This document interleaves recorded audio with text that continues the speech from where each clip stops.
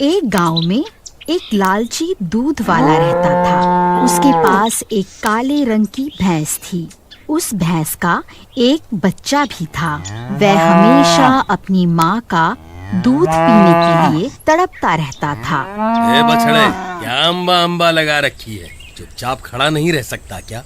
सुबह सुबह चिल्लाने लगता है।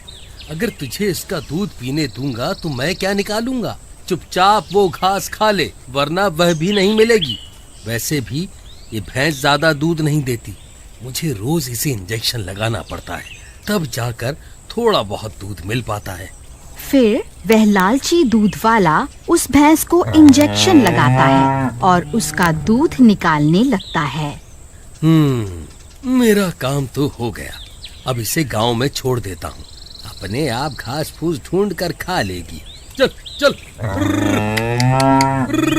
फिर वह भैंस भटकती भटकती एक खेत में घुस जाती है। तभी उस खेत का मालिक उसे देख लेता है। ए भैंस, चल निकल यहाँ से। रोज रोज मेरा ही खेत मिलता है क्या तुझे? तेरा मालिक भी महाकंजूस है जो तेरा दूध निकाल कर तुझे यूं आवारा छोड़ देता है। मैं तो रोज रोज तुझे भगा भगा कर परेशान हो गया हूँ। फिर वह बेचारी भैंस डर के मारे वहाँ से भाग जाती है और भागते भागते जंगल की तरफ चली जाती है। तभी बहुत जोर से बारिश होने लगती है। वह बारिश से बचने के लिए एक पेड़ के नीचे जाकर खड़ी हो जाती है। फिर थोड़ी देर में अंधेरा हो जाता है।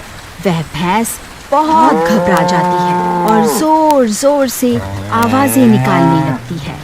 तभी उसकी आवाज सुनकर एक चुड़ैल की नींद खुल जाती है। अरे, ये भैंस जंगल में क्या कर रही है? ये जरूर किसी मनुष्य की भैंस होगी। क्यों न मैं इसके शरीर पर अपना कब्जा कर लूं। इसकी मदद से मैं इस जंगल से निकल सकती हूँ। फिर वह चुड़ैल सीधा उस भैंस के अंदर घुस जाती है। अजी, इतनी रात हो गई है, हमारी भैंस अभी तक वापस लौटकर क्यों नहीं आई? किसी ने हमारी भैंस को चुरा तो नहीं लिया ना?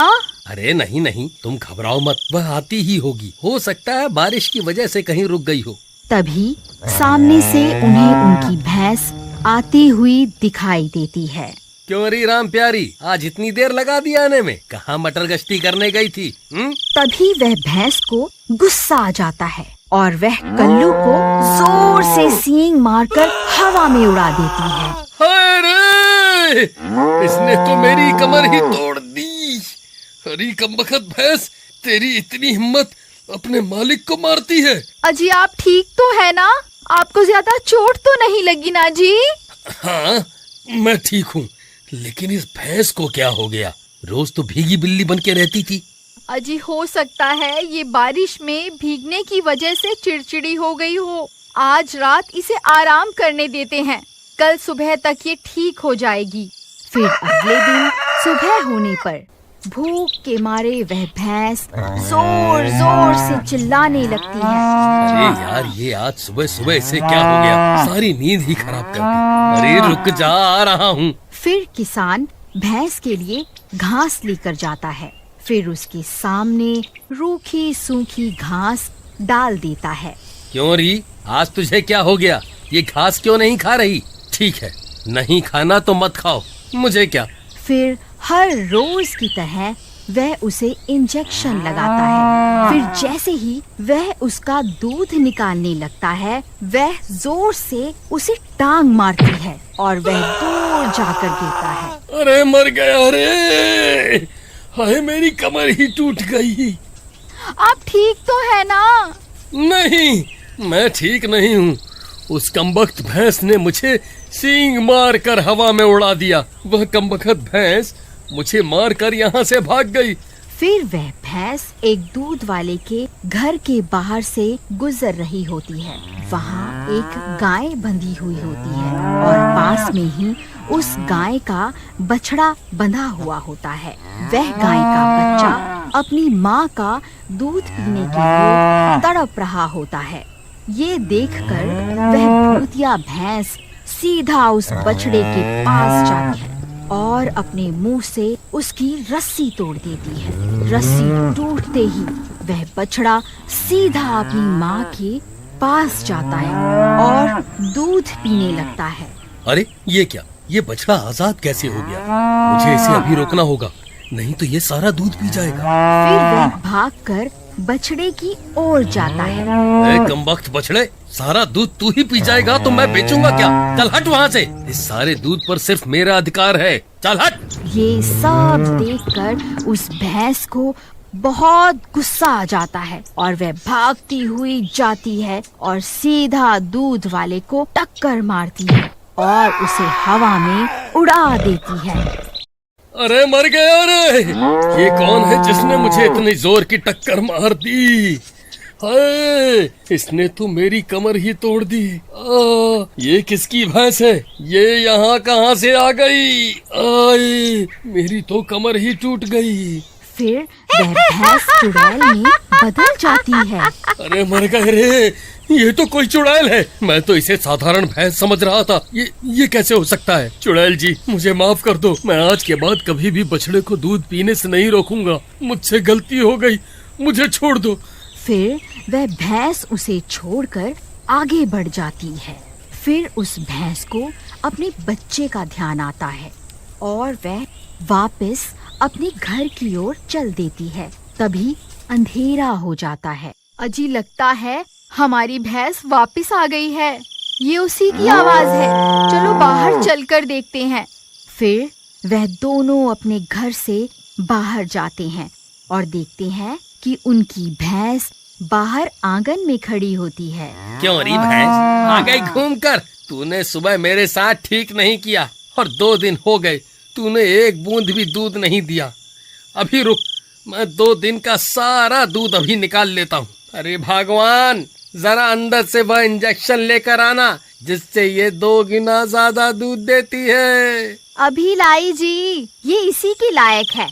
फिर उसकी पत्नी भाग कर जाती है और वह इंजेक्शन ले आती है। लो जी, लगा दो इसे ये इंजेक्शन, इसे इसके किए की सजा जरूर मिलनी चाहिए। फिर जैसे ही कल्लू उसे इंजेक्शन लगाने लगता है, वो फिर से उसे जोर से लात मारती है और अपने असली रूप में आ जाती है। अरे मर गए रे, ये तो चुड़ैल है। हे भगवान, ये कैसे हो सकता है? हमारी भैंस तो चुड़ैल निकली। हाय, अब क्या होगा?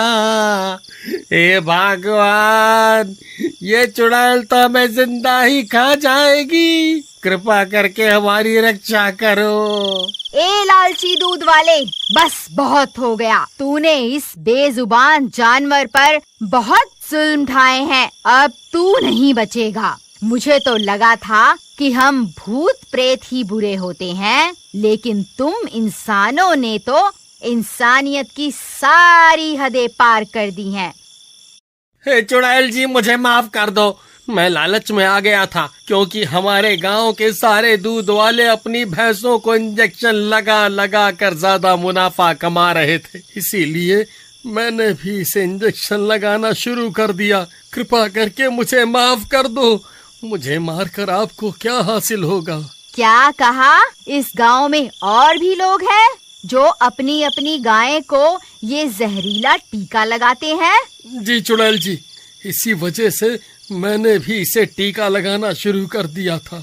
ठीक है, मैं तुम्हें एक ही शर्त पे माफ करूंगी। तुम्हें मेरा एक काम करना होगा। गांव में जितने भी लोग इस टीके का इस्तेमाल करते हैं, तुम्हें उन सबको रोकना होगा जब तक मैं इस भैंस के शरीर में रहूंगी। फिर जब मुझे पूरा विश्वास हो जाएगा कि अब कोई भी दूध वाला इस टीके का इस्तेमाल नहीं कर रहा है, मैं खुद ब खुद इसका शरीर छोड़कर यहाँ से चली जाऊंगी।